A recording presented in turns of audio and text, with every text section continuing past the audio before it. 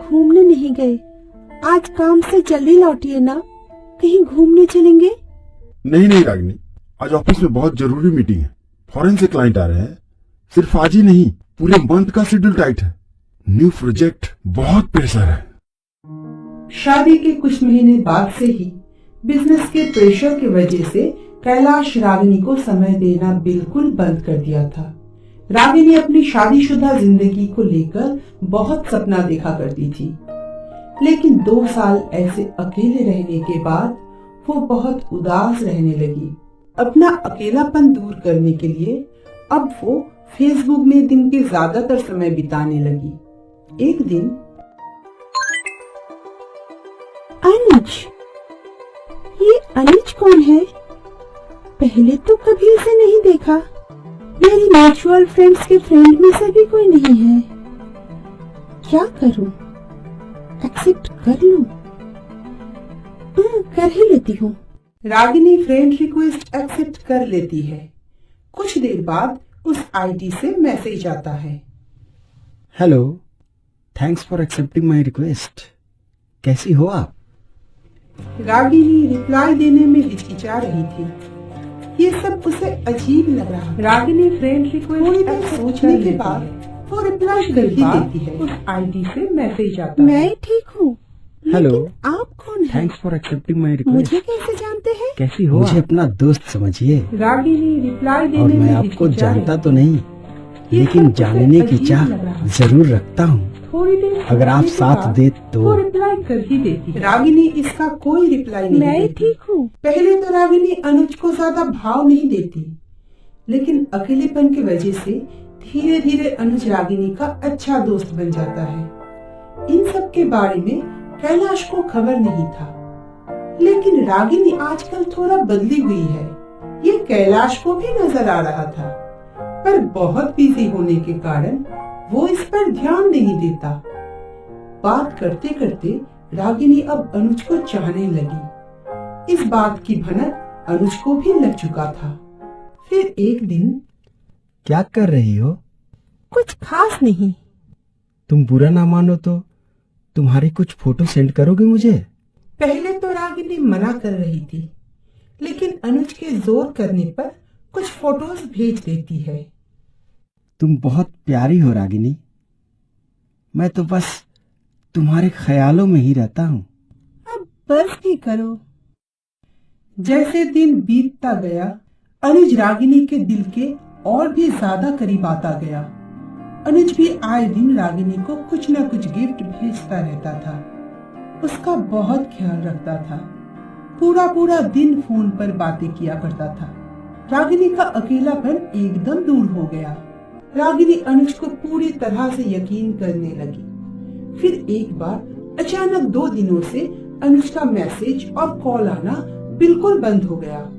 रागिनी पागलों की तरह अनुज को कॉल करता रहा, पर फोन स्विच ऑफ था। फिर 2 दिन बाद अनुज का कॉल आता है।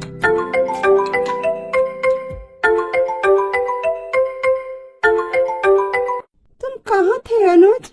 आई एम सॉरी मेरी जान, पर मैं बहुत बड़ी मुसीबत में हूँ। कैसी मुसीबत? मेरा नया प्रोजेक्ट फेल हो गया।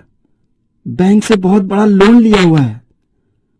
अगर तुम बुरा ना मानो तो क्या तुम मुझे 5 लाख रुपए उधार दोगी? मैं बहुत जल्द चुका दूंगा। जरूर अनुज, मैं जरूर तुम्हारा साथ दूंगी।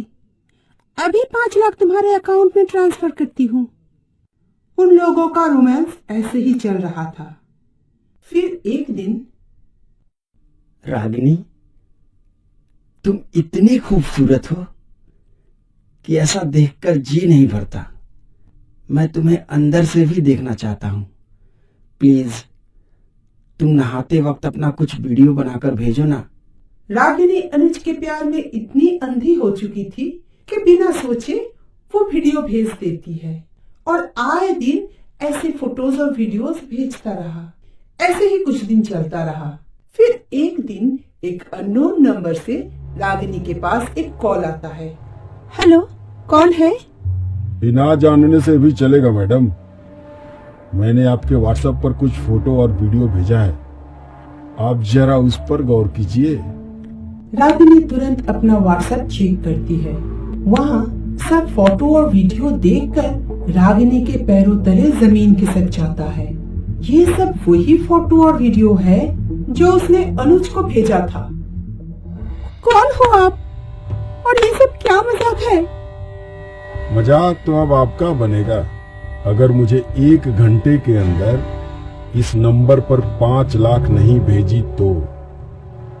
इतना पैसा मैं कहाँ से लाऊं? नाटक मत कीजिए मैडम, मुझे बहुत अच्छी तरह से पता है कि आपके पति क्या करते हैं। 1 घंटे के अंदर अगर रुपया नहीं मिला तो ये सब आपके हस्बैंड के पास चला जाएगा। कॉल कट हो जाता है। रागिनी तुरंत अनुज को कॉल करती है। अनुज, ये सब क्या है? मैंने तुम्हें जो फोटो और वीडियो दी थी वो सब कोई अनजान इंसान के पास कैसे पहुंचा? क्या बोल रही हो तुम? हाँ, आज एक अननोन नंबर से मुझे कॉल आई। उसके पास मेरी सारी फोटोज और वीडियोस है। अब वो इंसान मुझसे 5 लाख मांग रहा है, वरना वो सब कुछ मेरे हस्बैंड को दे देगा। सच में रागिनी, मुझे कुछ नहीं पता। लगता है तुम्हारा फोन हैक हो गया है। तुम एक काम करो, वो जो मांग रहा है उसे दे दो। देखो, पैसे का क्या है, वह जाएगा और फिर आएगा, लेकिन इज्जत चली गई तो वह वापस नहीं आ सकती। और मेरे पास इतना पैसा होता तो मैं ही तुम्हें दे देता। ठीक है। रागिनी उस नंबर पर 5 लाख रुपए डाल देती है। 2 दिन बाद फिर से वो आदमी 1 लाख मांगता है। रागिनी को वो फिर से देना पड़ता है। कुछ दिन ऐसे ही चलता रहता है। अब रागिनी बहुत ही परेशान रहने लगी। अनुज भी अब उससे बात नहीं कर रही थी। एक दिन कैलाश काम से जल्दी घर लौट आता है। रागिनी के लिए कुछ सरप्राइज गिफ्ट भी ले आया था। वो चुपके से अंदर आता है रागिनी को सरप्राइज देने के लिए, लेकिन अंदर आकर देखा कि रागिनी रो रही है। रागिनी, क्या हुआ तुम्हें? कैलाश, तुम? हाँ, मैं तुम्हें सरप्राइज देने के लिए आज जल्दी आ गया, लेकिन तुम तो बोलो रागिनी, क्या परेशानी है? कैलाश, मुझसे बहुत बड़ी गलती हो गई है, मुझे माफ कर दो। पर हुआ क्या है, ये तो पहले बताओ। रागिनी कैलाश को सारी बात बता देती है। सारी बात सुनकर कैलाश को रागिनी पर थोड़ी गुस्सा तो आता है, पर कैलाश को पता था कि अब समय गुस्सा करने का नहीं है। मेरा एक ऑफिसर दोस्त साइबर क्राइम ब्रांच में है, मैं अभी उसे सब बताता हूँ।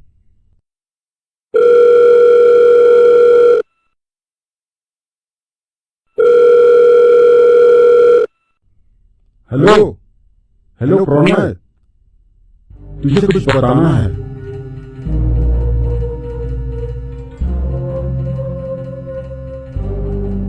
तू मुझे वो नंबर और फेसबुक अकाउंट भेज दे, बाकी मैं देख लेता हूँ।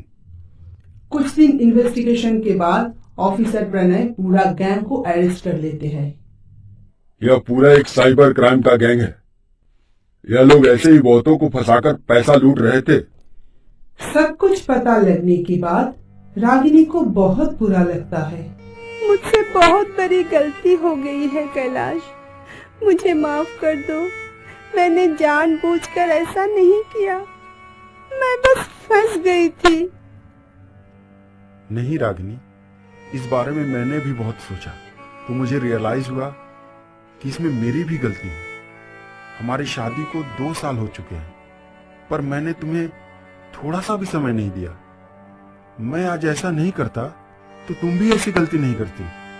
मैं तुमसे वादा करता हूँ कि आज से मैं तुम्हारा ख्याल रखूंगा, तुम्हें बहुत प्यार करूंगा।